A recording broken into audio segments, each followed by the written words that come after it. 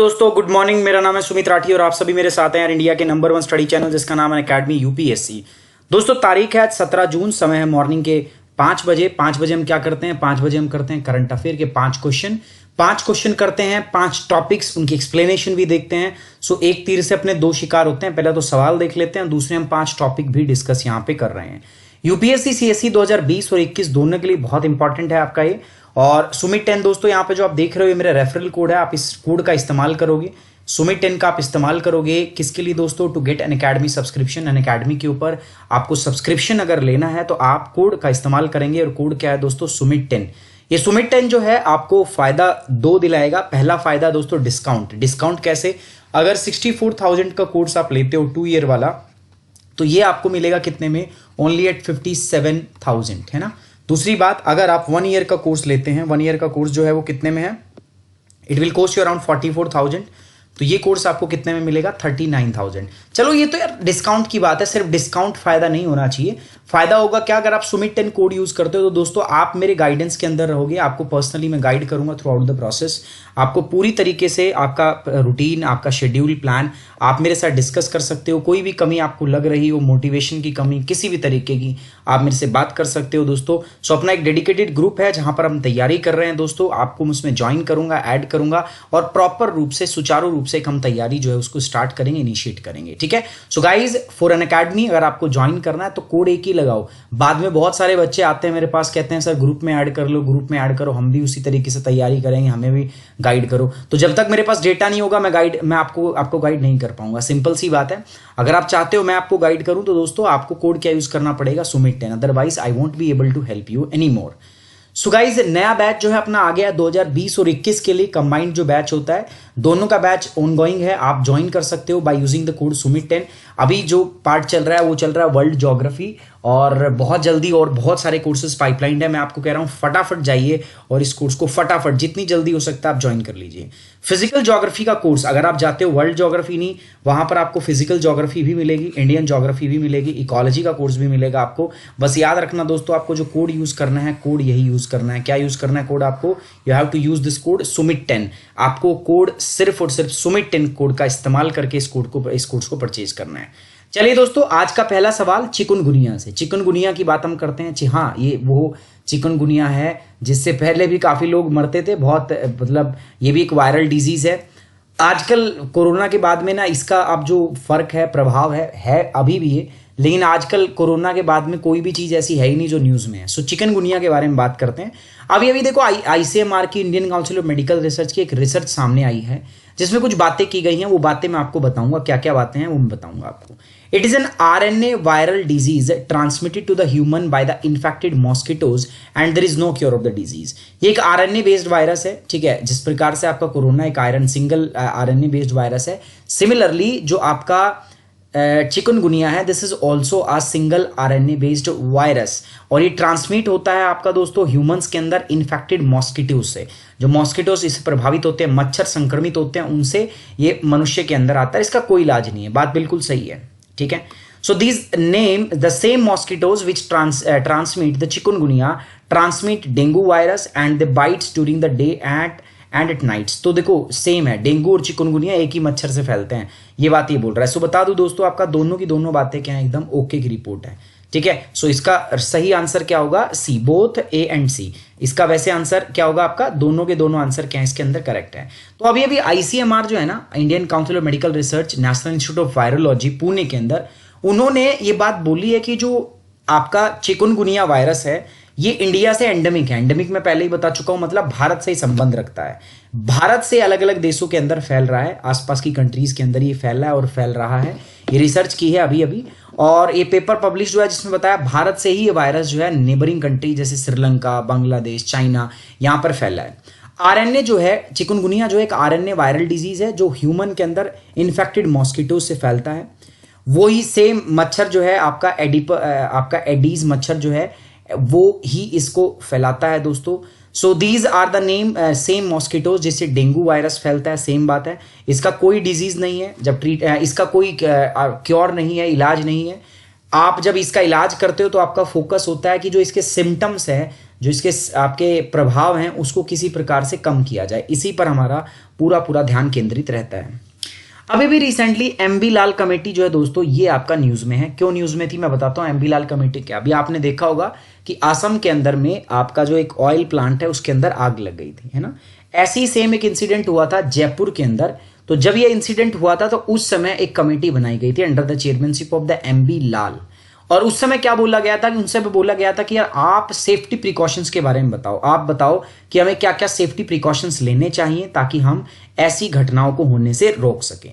So MB Lal committee sometimes seen in the news is related to, किससे संबंधित है दोस्तों, एमबी लाल समिति जो हाल ही में समाचारों में देखी गई है। पहली बात, safety guideline to be followed by the oil companies at their installation. अभी मैंने बताया आपको, है ना, तेल कंपनियों द्वारा अपने प्रतिष्ठानों पर सुरक्षा दिशा निर्देशों का पालन करना। तो पहली जो बात है वो एकदम क्या है, करेक्ट है।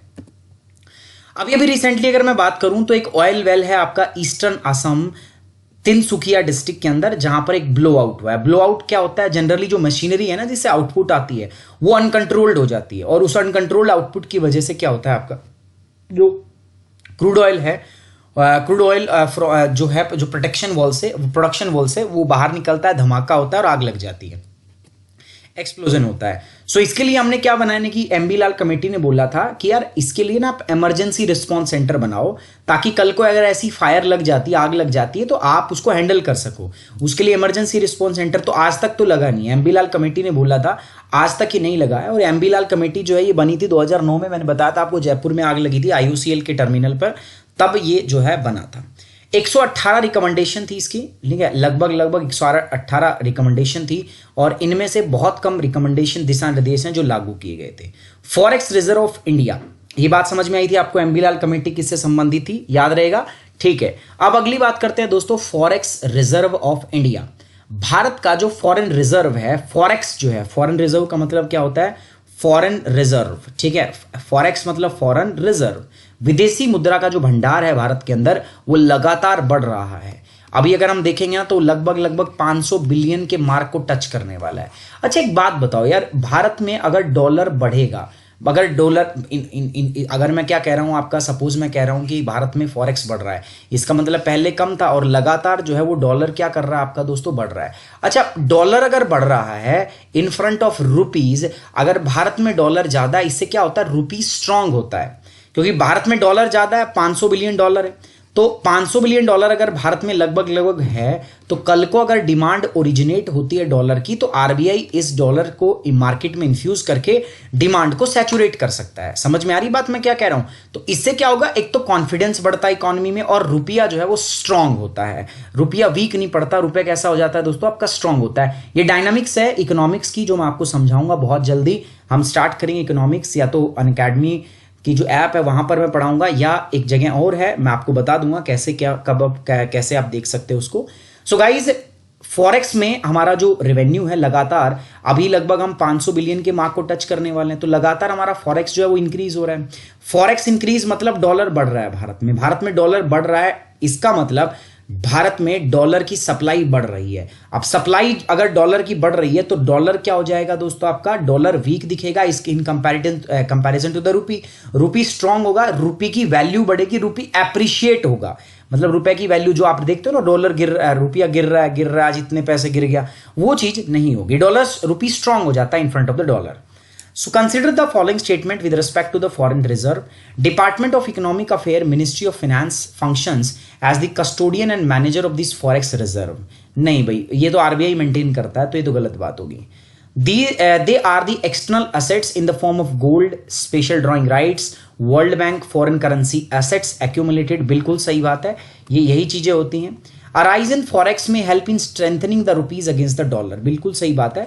अगर डॉलर अगर बढ़ता है, अगर डॉलर भारत में ज्यादा आता है, तो रुपी को वो क्या करता है, स्ट्रांग करता है। कौन सी स्टेटमेंट इसमें करेक्ट है बताओ आपका, इसमें आप सेकंड और थर्ड स्टेटमेंट जो है वो करेक्ट है, जो इसके अंदर कहीं में गिवन ही नहीं है, समझ रहे हो, कहीं पर गिवन ही नहीं है इसके अंदर। सो सेकंड एंड थर्ड आप कोई बात नहीं, करेक्ट कर लेंगे हम, ठीक है, सेकंड एंड थर्ड, तो यहां पर मैं सेकंड एंड थर्ड लिख दूंगा। सो सी इज द करेक्ट आंसर। थोड़ा इसमें गलती है, इसमें 3 लिखा हुआ है क्योंकि इसमें ऑप्शन में नहीं दिया था, कोई बात नहीं, आप करेक्ट कर लोगे। इंडिया का जो फॉरेन एक्सचेंज रिजर्व है वो राइज कर रहा है लगातार और अभी 500 बिलियन के मार्क को हिट करने वाला है। ठीक है, अगर मैं बात करूं जो हमारे पास 1991 में पहली बार बैलेंस ऑफ पेमेंट क्राइसिस आया था ना, उसके मुकाबले अब जो है हमारा फॉरेन रिजर्व बहुत ज्यादा है। उस समय हमारा फॉरेन रिजर्व था बस $5.8 बिलियन, 5.8। तो उसके मुकाबले तो अब हम 8400% हमारा फॉरेन रिजर्व जो है वो बढ़ गया है। फॉरेन रिजर्व के अंदर क्या क्या आता है, फॉरेक्स के अंदर ये सारी चीजें सम्मिलित होती है, देख लो लिखा हुआ है। तो फॉरेक्स जो है बेसिकली बढ़ गया। रिजर्व बैंक ऑफ इंडिया जो है वो इसका कस्टोडियन है, मैनेजर है। ऑब्जेक्टिव क्या है, क्यों हम मेंटेन करते हैं, तो इंटरनेशनल मॉनेटरी फंड क्या कहता है यार, देखो कोई भी हमारी जो पेमेंट लाइबिलिटीज होती है ना, जो हम पेमेंट करते हैं, या जो हमारी इंपोर्ट लाइबिलिटीज होती है, कोई भी चीज हम इंपोर्ट करते हैं, आयात करते हैं, तो उसके लिए हमें क्या देना पड़ता है, डॉलर। देखो अपने रुपए को कोई नहीं लेता, हमें डॉलर देना पड़ता है, समझ रहे हो। पेमेंट डॉलर के अंदर होगी, हार्ड करेंसी के अंदर होगी, हॉट करेंसी के अंदर होती है। सो जब पेमेंट डॉलर या हार्ड करेंसी के अंदर होती है वही देना पड़ता है। तो इंडिया के पास सफिशिएंट अमाउंट में रिजर्व होना चाहिए ना, समझ में आ रही बात आपको। और ये आता कहां से है दोस्तों, ये आता बहुत सारे तरीकों से है। हम जो व्यापार करते हैं, जो हम चीजें एक्सपोर्ट करते हैं, उनसे आता है ना। बहुत सारे इसके तरीके हैं आने के, जिसकी वजह से हमें ये प्राप्त होता है। ठीक है, चलिए दोस्तों, अगर चीजें समझ में आ रही गाइज, लाइक करना है आपको। अपना टारगेट है आज का दोस्तों 1500 लाइक का। ठीक है, हमें 1500 लाइक जो इस वीडियो पे करने हैं दोस्तों। अब कैसे आप जानते हो, आप कराओगे 1500 लाइक जो है आपको करने हैं। ठीक है, यूएस अर्ज नॉर्थ कोरिया टू होल्ड, चलो छोड़ो, गया निकल गया, कोई बात नहीं। रतन लाल 2020 इलेक्टोरेट, अभी रतन लाल कौन है, इनको अभी ना वर्ल्ड फूड प्राइज दिया गया। वर्ल्ड फूड प्राइज इनको अभी दिया गया है, रिसेंटली इनको मिला है वर्ल्ड फूड प्राइज। ये इंडिया के हैं लगभग, मतलब इनका ओरिजिन जो है इंडिया से है आपका, और इनको अभी वर्ल्ड फूड प्राइज दिया गया है। ये वर्ल्ड फूड प्राइज जो है ना क्यों दिया जाता है, मैं आपको बता दूं दोस्तों। इसको ना हम फूड का नोबेल प्राइज भी कहते हैं। ये इसलिए दिया जाता है, उस व्यक्ति को दिया जाता है जिसने सस्टेनेबल तरीकों से अफोर्डेबल फूड को बढ़ाया हो, गरीबों तक भोजन पहुंचाया हो, और ऐसी कोई रिसर्च की हो जिससे फूड का सेल्फ रिलायंट जो है कंट्री बन सके, लोगों तक ज्यादा फूड पहुंच सके, उनको ये बंदों को ये दिया जाता है। पहली बार ही किसको दिया गया था दोस्तों, पहली बार अगर मैं बात करूं आपका, तो MS स्वामीनाथन को दिया गया था ये। Consider the following statement regarding the world food prize 2020। It aimed to recognize the scientist and the other who has improved the quality and availability of the food. इसका उद्देश्य वैज्ञानिकों और अन्य लोगों की पहचानना है जिन्होंने भोजन की गुणवत्ता और उपलब्धता में सुधार किया है। बिल्कुल सही बात है, पहली स्टेटमेंट आना। MS Swaminathan the father of India's green revolution, Bharat का जो ग्रीन रेवोल्यूशन है, हरित क्रांति, उसके पापा कौन है, उसके पापा MS स्वामीनाथन। वर्ल्ड के लेवल पे कौन है, नॉर्मन बोरलो। तो वो पहली बार इस अवार्ड के रेसिपिएंट थे 1988 में, 1987 में, ये बात भी सही है। It is the award annually given by the FAO, food and agriculture organisation. ये गलत बात है, इसके द्वारा नहीं दिया जाता। किसके द्वारा दिया जाता अभी बताऊंगा मैं। आपसे इनकरेक्ट पूछा है, सो C is the correct answer. ठीक है, चलिए सो पहली बात देख लेते हैं दोस्तों। इंडियन अमेरिकन जो सॉइल साइंटिस्ट है ना, डॉक्टर रतन लाल, उनको इस साल का वर्ल्ड फूड प्राइज 2020 जो है वो दिया गया है। ये फॉरमोस्ट इंटरनेशनल ऑनर है जो दिया जाता है, और किसके लिए दोस्तों, ताकि किसी इंडिविजुअल बंदे ने आपका क्वालिटी और क्वांटिटी जो है वो अवेलेबिलिटी ऑफ द फूड जो है वो इंप्रूव किया है, तो उसको हम ये अंतर्राष्ट्रीय सम्मान देते हैं। वर्ल्ड फूड प्राइज 2020 लेक्यूरेट डॉक्टर रतन लाल। डॉक्टर रतन लाल जो है नेटिव है, इंडिया से, और इन्होंने क्या किया दोस्तों, सॉइल के अंदर कुछ रिसर्च की है जिससे फूड की अवेलेबिलिटी, क्वालिटी और अफोर्डेबिलिटी में इंक्रीमेंट हुआ है, इसलिए इनको प्राइज दिया है। 1986 के अंदर में ये प्राइज जो है with sponsorship of general food corporation ये स्टार्ट किया गया था। It is presented by the world food prize foundation, USA के द्वारा इसको दिया जाता है। Has over 18 companies, individual etcetera as donor, 80 ज्यादा कंपनी डोनर है इसके अंदर। इसको नोबेल प्राइज कहते हैं हम फूड और एग्रीकल्चर के क्षेत्र के अंदर। और ये प्राइज जो है वो अक्टूबर के अंदर प्रेजेंट किया जाता है UN वर्ल्ड फूड डे के ऊपर, 16 अक्टूबर को। डॉक्टर नॉर्मन ई बोरलो जो है winner of Nobel prize in 1970s for his work in the global agriculture, conceived the prize, उन्होंने इसको स्टार्ट किया था। He is also known for the father of green revolution, इनको ही कहते हैं हम। और पहला जो बंदा था जिसको मिला था वो डॉक्टर MS स्वामीनाथन थे। ड्रिप इरिगेशन का मतलब समझते हो दोस्तों क्या होता है? ड्रिप का मतलब देखो ये लगा दी जाती है, ठीक है। अब इससे क्या होता है, पेड़ों की जड़ में ही पानी जाता है। इससे पानी और न्यूट्रिशन बस पेड़ को ही मिलता है। आसपास ये जो इलाका है यहाँ पानी नहीं खराब होगा, तो ये तो अच्छा मेथड है ना। हाँ, ये अच्छा मेथड है। वाटर एफिशिएंट एग्रीकल्चर कहते हैं इसको हम दोस्तों, है ना। कम पानी का खर्चा होता है, फसल आउटपुट हमारी अच्छी होती है। तो ये इसका क्या है दोस्तों, बेनिफिट है। ड्रिप बोल दो, एक और भी होता है जिसको हम स्प्रिंकल सिस्टम बोलते हैं। तो ड्रिप इरिगेशन हाँ महंगा पड़ता है थोड़ा, बट वाटर जो है काफ़ी मात्रा में ये क्या करता है, सेव करता है, बचाता है। वाटर न्यूट्रिएंट जो है इसमें लॉस्ट नहीं होते, अच्छा रहता है, सॉइल हेल्थ अच्छी रहती है, सॉइल क्वालिटी अच्छी रहती है। तो बेनिफिट इसके बहुत ज़्यादा है। Consider the following statement regarding the drip irrigation system. It is an efficient system which delivers water and nutrient directly to the plant root zone. दूसरी बात क्या है, the system is adaptable to any farmable slope और the topography. यार किसी भी जगह के ऊपर ये जो है इस प्रकार की खेती आप कर सकते हो। कौन सा स्टेटमेंट इसमें से करेक्ट नहीं है, तो दोनों स्टेटमेंट करेक्ट है यार। तो डी इसका क्या होगा, सही जवाब होगा। तो अभी अभी मैंने बताया प्रधानमंत्री कृषि सिंचाई योजना के तहत पर ड्रॉप मोर क्रॉप कंपोनेंट के तहत 4000 करोड़ रुपए जो है वो अलॉट किए गए अभी अभी रिसेंटली। ठीक है, द डिपार्टमेंट ऑफ एग्रीकल्चर जो है कॉर्पोरेशन फार्मर वेलफेयर ये इंप्लीमेंट कर रहा है किसको, पर ड्रॉप मोर क्रॉप कंपोनेंट को। फोकस है वाटर एफिशिएंसी को इंक्रीज कर रहा है एट द फार्म लेवल। इसमें हम ड्रिप और स्प्रिंकल्स इरिगेशन का इस्तेमाल करेंगे। ड्रिप इरिगेशन बहुत अच्छा है दोस्तों, इससे पानी और जो न्यूट्रिएंट है वो सीधा पेड़ की जड़ तक पहुंचता है। सो दोस्तों ये था आज का 5 क्वेश्चन हमारे 5 टॉपिक एक्सप्लेनेशन के साथ। आई होप आपको पसंद आया। यार आज का टारगेट है अपना 1500 लाइक का। ठीक है, अब मुझे नहीं पता कैसे करोगे, अपने को 1500 लाइक करने हैं इसके ऊपर, है ना। सो आप मेरे को इंस्टाग्राम पे फॉलो कर सकते हो दोस्तों। ये अपना यूट्यूब पेज है, आप यहाँ सॉरी ये फेसबुक पेज है, फॉलो करो। ये अपना फेसबुक है, फॉलो करो दोस्तों। ये मेरी आईडी है। किसी भी बच्चे को मेरे साथ जुड़ना है फॉर द मिशन IAS 2020 और 2021, आप मुझे यहां पर क्या कर सकते हो दोस्तों, एक मेल ड्रॉप कर सकते हो। ठीक है, ऑन दिस पे मेल ID यहां पर आप मेल ड्रॉप कर सकते हो और आपके मेल का जवाब दिया जाएगा, आपको समझाया जाएगा, बताया जाएगा कोई भी प्रॉब्लम, किसी भी समस्या के बारे में। और आप मेरे को यहाँ पर मेरा टेलीग्राम चैनल है, यहाँ पे फॉलो कर लीजिए फॉर PDF यहीं पे दी जाती है। याद रखना मिशन IAS 20 और 21 दोनों के लिए स्टार्ट हो गया। आप वेट किस बात का कर रहे हो, फटाफट से मेरे को मेल करो और आपके सभी बातों का समाधान यहाँ पे किया जाएगा।